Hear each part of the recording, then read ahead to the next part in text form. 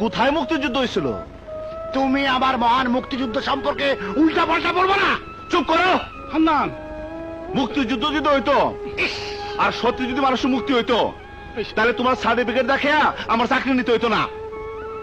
এমনিতে first class পাওয়ার পর 5 বছর ধরে ঘরে বেকারে বলেছি। ওই থাম না। মুক্তিযুদ্ধ তো এখন করবো। এই কি বলিস? হ্যাঁ, দেখছো? এখন তো অস্ত্র তুলে নেবো। বুঝতে পেরেছি, আরে, তোমার চাকরি হবে না। আমার পেনশনের টাকায় তোমার শেষ সম্বল। ভেবেছিলাম ওই টাকা দিয়ে বিয়ে দিব, তা হবে না। হলো না, হবে না। ধরবো না, আমি ধরবো না। তোমার টাকা আমি ধরবো না, তোমার পেনশনের টাকা আমি ধরবো না। হ্যাঁ? এই, আয়, চল চল চল চল চল। কি করে? চল। আয়। বাবা, Likey. মুক্তিযুদ্ধ যদি হইতো আর সত্যি যদি মানুষের মুক্তি হইতো, তাহলে তোমার সার্টিফিকেট দেখে আমার চাকরি নিতে হইতো না। এমনিতে ফার্স্ট ক্লাস পাওয়ার পর 5 বছর ধরে ঘরে